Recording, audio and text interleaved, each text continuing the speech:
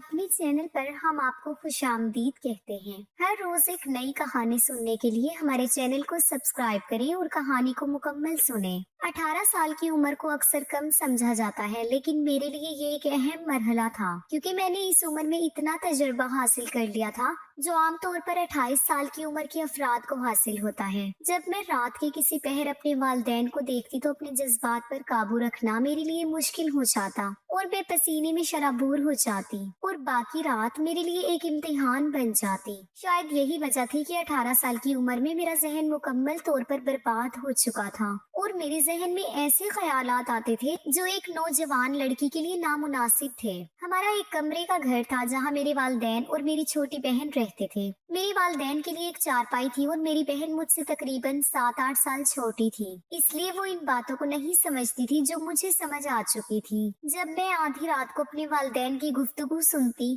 तो मेरी कान की लू सुर्ख हो जाती और शर्म से मेरा जिस्म कांप उठता। मेरे वालिद की गुफ्तगू में बेहयाई की झलक होती और मैं ये चाहती कि मैं उठकर बैठ जाऊं और उन्हें बताऊं कि मैं जाग रही हूँ, लेकिन मेरे अंदर इतनी हिम्मत नहीं थी कि मैं अपने वालिद के सामने इस तरह की बातें कर सकूं। फिर मैं अपनी आंखें बंद कर लेती, कभी छुप कर देखती और मेरे जज्बात इतने शदीद हो जाते कि मेरा दिल चाहता कि मैं उठकर अपने वालिद को रोकूं और कहूं कि अब बस करे, मेरा सब्र जवाब दे चुका है और मैं मजीद ये सब नहीं देख सकती। लेकिन मैं सिर्फ सोचती रह जाती। घर के हालात भी अच्छे नहीं थे, हम काफी गरीब थे और फिर हर रात इस अजियत को सहते हुए अपने माँ बाप को इस हालत में देखने के बाइस मैं अंदर ही अंदर एक नामालूम आग में जलने लगी थी। मेरा दिल चाहता था कि कोई ऐसा शख्स मिले जिसका हाथ थामकर मैं उसे घर से दूर ले जा सकूं और अपनी तमाम ख्वाहिशात की तकमील कर सकूं, लेकिन ये भी मुमकिन नहीं था क्योंकि मेरी जिंदगी में ऐसा कोई फर्द मौजूद नहीं था। एक दिन मैंने फैसला किया कि मैं घर से बाहर निकलूंगी और अपनी तकदीर को बदलने की कोशिश करूंगी। किसी हमसफर की तलाश में निकलूंगी और इस कमरे से अपनी जान छुड़वा लूंगी। मैं मजीद इसी तरह तड़पते हुए जिंदगी नहीं गुजार सकती थी। जब मैंने अपने वालिद को बताया कि मैं नौकरी करना चाहती हूँ तो वो जोर से हंसा और बोला कि तालीम के नाम पर तुम्हारे पास कुछ भी नहीं है और तुम नौकरी करोगी, यहाँ तो अच्छा भला इंसान जूते चटकाता फिरता है। मेरी वालिद की ये बात मेरी खुददारी पर जर्ब लगी। मैंने गुस्से में कहा कि देखिएगा, मैं 4 दिन में नौकरी तलाश कर लूंगी और फिर ये घर छोड़कर चली जाऊंगी। मेरे वालिद ने मेरी बात सुनकर मुझे एक तेज नजर से देखा और कहा कि ठीक है, जाओ अपना शौक पूरा करो, लेकिन अगर अगले 4 दिन में तुम्हें नौकरी नहीं मिली तो दोबारा इस घर की दहलीज पार करने के बारे में सोचना भी मत। मेरे वालिद की ये बात सुनकर मेरा दिल कांप उठा, लेकिन अगले ही दिन मैं तैयार होकर नौकरी की तलाश में निकल पड़ी। मेरी वालदा तो किसी तौर पर भी इस मामले में शामिल नहीं थी। वो रात भर वालिद की अजियत बर्दाश्त करने के बाद सुबह देर तक सोई रहती थी और जब उठती तो अपने थके हुए वजूद के साथ घर के कामों में मसरूफ रहती थी। उनके पास करने के लिए कोई खास बात नहीं होती थी क्योंकि वो हर रात मेरे वालिद की अजियत बर्दाश्त करती थी। अक्सर तो वालिद नशे में लौटते थे। उसके बाद जो हरकत करते थे उनकी वजह से दिन भर मेरी वालदा शर्म के बायस हमसे अपना चेहरा छुपाती रही। उन्हें ये एहसास था कि मैं अब जवान हो गई हूँ और इन तमाम मामलात की समझ बूझ रखती हूँ, लिहाजा वो अक्सर अपने चेहरे पर पल्लू डाले रहती थी और मुझसे नजर मिलाने से गुरेज करती थी। इन तमाम हालात से तंग आकर मैंने नौकरी करने का फैसला किया, लेकिन मुझे ये भी मालूम नहीं था कि किस दफ्तर जाना है और क्या बात करनी है। मैं बस घर से निकली और रक्शे वाले से कहा कि मुझे ऐसी जगह ले चलो जहाँ बहुत सारी फैक्ट्रियाँ हों, जहाँ मुझे कोई नौकरी मिल जाए। जो जमा पूंजी मेरे पास थी वो मैंने उसके हाथ में दे दी। मुझे वो एक फैक्ट्री के सामने ले गया और कहा कि यहाँ रोज नई लड़कियों की भर्ती होती है, तुम भी अपनी किस्मत आजमा लो। मैंने उसका शुक्रिया अदा किया और फैक्ट्री के अंदर चली गई तो मालूम हुआ कि यहाँ सिर्फ पढ़ी लिखी लड़कियों को रखा जाता है। मुझे समझ नहीं आ रहा था कि क्या करूं। मैं अपने वालिद के सामने बड़ी बड़ी बातें करके आ गई थी, लेकिन दुनिया की बुनियादी बातें अभी मुझे नहीं मालूम थी। मैंने रिसेप्शनिस्ट से कहा कि मेरी मालिक से बात करवा दो, मैं खुद उससे अपना मसला बयान करूंगी। मेरी बात सुनकर उस लड़की ने मुझे गौर से देखा और फिर कहा कि मालिक हर किसी से नहीं मिलते। मेरी आंखों में आंसू आ गए, लेकिन उसको मुझ पर कोई तरस ना आया। मैं बाहर जाने के लिए निकलने लगी तो मेरी नजर एक बड़ी गाड़ी पर पड़ी जिसमें से एक पैंट कोट पहने हुए लंबे चौड़े आदमी को उतरते देखा। मुझे यकीन था कि यही कंपनी का मालिक होगा। वो तकरीबन 50 साल का था और मेरे वालिद से उम्र में थोड़ा बड़ा था। बेख्तियार मुझे अपने वालिद की याद आई और उनकी वो बातें भी याद आईं जो वो मेरी वालदा से किया करते थे। मुझे यकीन था कि इस उम्र में अक्सर अफराद जज्बाती तौर पर बेकाबू होते हैं, इसलिए मैंने एक सोच के तहत अपना दुपट्टा सामने से हटा दिया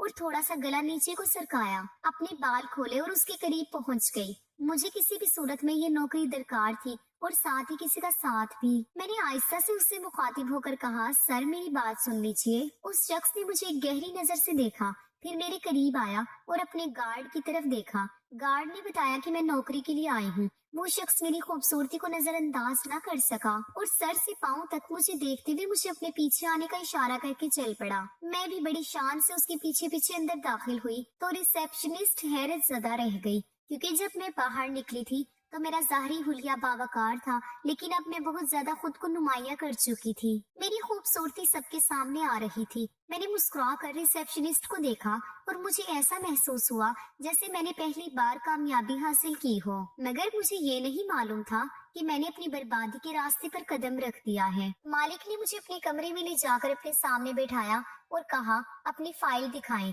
ताकि मैं देख सकूं कि आप काबिल भी हैं या नहीं। मेरे पास तो कोई फाइल नहीं थी, लिहाजा मैंने इनकार में सर हिलाया और कहा कि मैं पढ़ी लिखी नहीं हूँ, लेकिन नौकरी करना चाहती हूँ। वो कुछ देर तक मुझे खामोश नजरों से देखता रहा, फिर उठकर मेरे करीब आ गया और कहने लगा, क्या तुम नौकरी करोगी? तुम्हें तो कोई भी नौकरी नहीं देगा। मैं कुर्सी पर बैठी थी और वो मेरे करीब टेबल पर कुछ झुक कर बैठा था, जिसकी वजह से मेरा सांस रुकने लगा। बहुत मुश्किल से मैंने ये बात कही कि मुझे मुलाजमत की जरूरत है क्योंकि मेरे घर की सूरत हाल अच्छी नहीं है। मेरी बात सुनकर वो मुस्कुराया और कहने लगा कि ठीक है, मैं तुम्हें एक मुलाजमत देने के लिए तैयार हूँ, लेकिन तुम्हें बहुत मेहनत और लगन से काम करना होगा। मैं हैरत से मालिक की जानिब देखने लगी। मुझे नहीं मालूम था कि वो मुझे कौन सी मुलाजमत की पेशकश करने वाला है। मुझे ये अंदाजा था कि इतनी आसानी से मुझे कोई मुलाजमत नहीं मिलेगी और घर से बाहर निकलने के बाद ये यकीन मजीद पुख्ता हो गया था। इसलिए मैंने मालिक से पूछा कि आप मुझे क्या मुलाजमत देना चाहते हैं। मालिक ने अपने हाथ से मेरे बालों को मेरे कानों के पीछे किया और फिर अपनी उंगली मेरी गर्दन पर फेरते हुए कहा कि अगर तुम चाहो तो मैं तुम्हें अपनी सेक्रेटरी रख सकता। तुम्हें हर वक्त मेरे साथ रहना होगा, जहाँ मैं जाऊंगा तुम्हें भी मेरे साथ जाना होगा। मालिक का अंदाज ऐसा था कि मेरे वजूद में एक करंट दौड़ गया। ये पहली बार था कि कोई गैर मर्द मेरे इतने करीब आया था। मेरे जज्बात में हलचल मच गई। मेरे वालिद की बातें मेरे कानों में गूंजने लगी और मैं शर्म से सर झुका गई, लेकिन मैं उस मुलाजमत के मौके को गंवाना नहीं चाहती थी। इसलिए मैंने मालिक से कहा कि ठीक है, मुझे ये मंजूर है। मेरी बात पर वो मुस्कुराया और कहने लगा कि आज ही अपनी मुलाजमत शुरू कर दो, तुम्हें बदले में मेरे साथ ही रहना होगा। मैंने पूछा कि मेरा काम क्या होगा, तो मालिक उठकर सीधा खड़ा हो गया और कहने लगा कि मेरे कोट के बटन खोलो। मैं अचानक ही हैरत से उसे देखने लगी तो उसने मुस्कुरा कर मुझे देखा और कहा कि तुम्हारी मुलाजमत शुरू हो चुकी है। मैंने जल्दी से उसके कोट के बटन खोले तो वो कहने लगा कि अब ये कोट उतार कर साइड पर हैंगर पर लगा दो और साथ ही अपना दुपट्टा भी वहीं हैंग कर दो। तो मैंने उनका कोट उतार कर एक तरफ रख दिया और झिझकते हुए अपना दुपट्टा भी वहीं लटका दिया। वो मुस्कुरा कर बोला कि बस तुम्हें मेरे साथ ऐसे ही काम करने हैं। इस अजीबो गरीब नौकरी के बारे में मुझे हैरत और खुशी दोनों महसूस हुई, क्योंकि ये कोई मुश्किल काम नहीं था और उसने मुझे अच्छी खासी तनख्वाह भी पेश की थी। चुनाचे मैं उसके कमरे में बैठ गई। कुछ देर तक वो ऑफिस के कामों में मसरूफ रहा, फिर अचानक कहने लगा कि मेरा आज का काम खत्म हो गया है, मैं वापस जा रहा हूँ, तुम भी वापस चले जाओ, कल सुबह आना। जब मैंने घड़ी की तरफ देखा तो दोपहर का 1 बजा था। इतनी जल्दी मेरी छुट्टी हो रही थी, जिस पर मैं खुश हो गई और अपना हुलिया दुरुस्त करके सीधा घर पहुंच गई। जब मैंने अपने वालिद को नौकरी की खबर दी तो वो यकीन नहीं कर पाए और कहने लगे कि तुम झूठ बोल रही हो। लेकिन जब मैंने उन्हें बताया कि मैं फैक्ट्री में नौकरी कर रही हूँ तो उन्होंने यकीन कर लिया। फिर उन्होंने कहा कि तुम जो भी कमाओगी मेरे हाथ में रख देना। उनकी बात सुनकर मुझे शदीद गुस्सा आया, लेकिन मैंने उस वक्त कुछ नहीं कहा क्योंकि मेरे जहन में ये बात बैठ गई थी कि मुझे इस नौकरी से अपनी किस्मत बदलनी है। जब मेरे वालिद को मेरी नौकरी का यकीन हुआ तो वो बहुत खुश हो गए और शाम को मिठाई भी लाए। फिर वो अपने दोस्तों के पास चले गए।